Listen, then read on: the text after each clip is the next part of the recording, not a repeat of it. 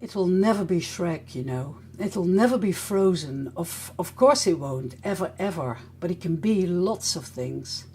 Because my problem with creating books is not with Lab's copyright change in general, but with that we now suddenly are not a sole owner. The copyrights are not completely ours. The Lab owns it too. So we're working on a TV series and we want to sell it, but we can't because we don't own it completely. It's a co-ownership. I do think that Linden Lab, you know, won't go and sell our work. Well, I wish they would. That'd be good, right? But if you want to sell a series to a TV station and say, I co-own this, then you've got a problem. We have overcome many, many problems by having our own sim, by owning all the characters and all the props in the films. We had people compose music for us, we own the rights. We had people do the voice work, we own the rights. But now, the new TOS in Second Life, it could be a spoiler. Luckily, all our work, and we recorded a lot, is from before the new TOS. My experience here is that many games have similar end-user license agreements. Can I just go back to you, Russell, on that? Can you comment on your view of the end-user license agreements that you come across for the work you do? When the industry first started, they were quite open to people using films and different game engines to do things, and quite open to competitions and festivals are okay. I ran a website for curating flight sim movies, and the actual developer encouraged us to run that, and they actually gave awards to use their assets to make films. But since then, it's, as Chantal says, the companies are getting a bit worried about their rights and what they can do with the games. There is no safe ground unless the company explicitly says you can use this for anything you want. That's one reason I use iClone for most of the animation work, or Second Life. iClone is safe because you get that explicit permission to use it. Or you also get Movie Storm does the same thing. The other big game companies like Blizzard, Microsoft, they've all changed their stance. They're pretty much saying you can't use this for anything commercial at all. At one point, Blizzard put out a guideline for Microsoft saying what you could and couldn't do with permission, nothing commercial. But they changed midway. I think the one where Hugh Hancock was making the dark Death Knight love story, and they changed the conditions halfway through. So they were a big concern. Can they still continue making this film?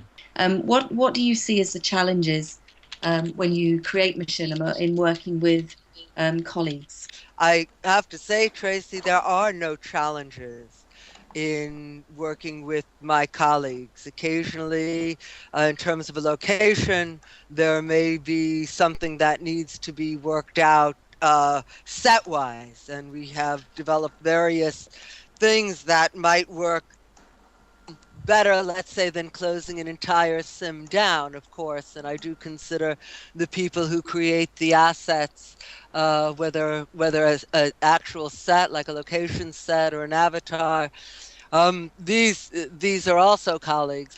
The challenges come from what we call the outside world, in getting people to embrace this medium.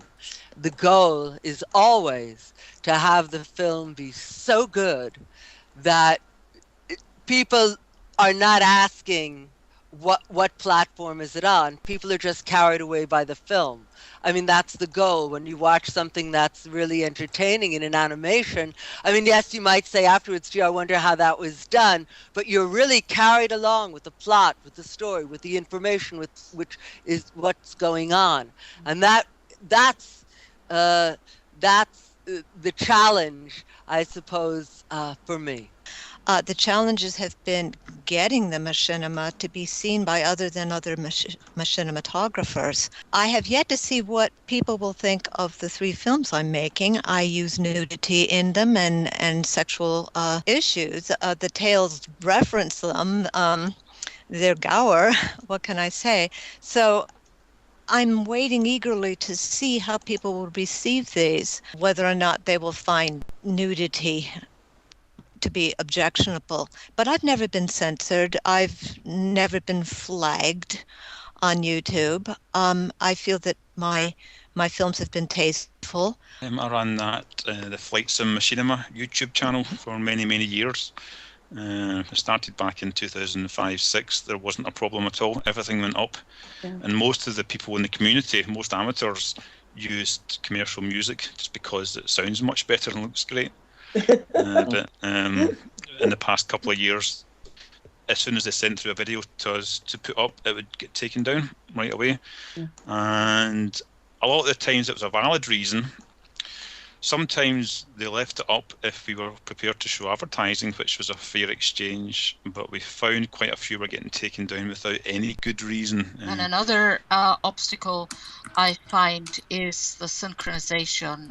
As I mentioned before, I find it sometimes pretty difficult, especially when we did use, I did try it at times that I don't have a software for lip sync. So what we did, we filmed in World and then did this kind of blah blah blah blah blah in order to have the lips move.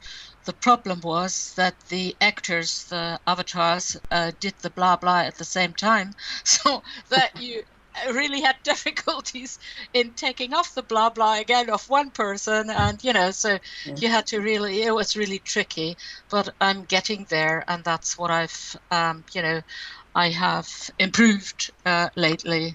I guess barriers might be a word that I would trip over, because I actually find that the more oddness that happens because of perhaps my lack of experience or because of Second Life is continually impacted by very strange physics or download speeds. There's all kinds of glitches.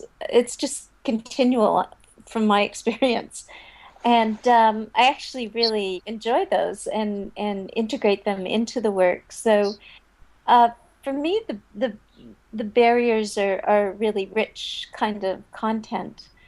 It's not to say that I don't get frustrated sometimes and want to kind of just smoothly and easily film something, but I tend to think of my barriers as a way to make whatever I'm doing stronger in the end. The barriers we had were the technology, not having the software within Second Life, not having the avatars that we wanted, the quality we wanted of the avatars, and so forth.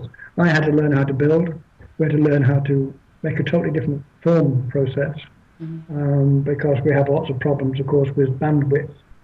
So really it was a very, very steep learning curve.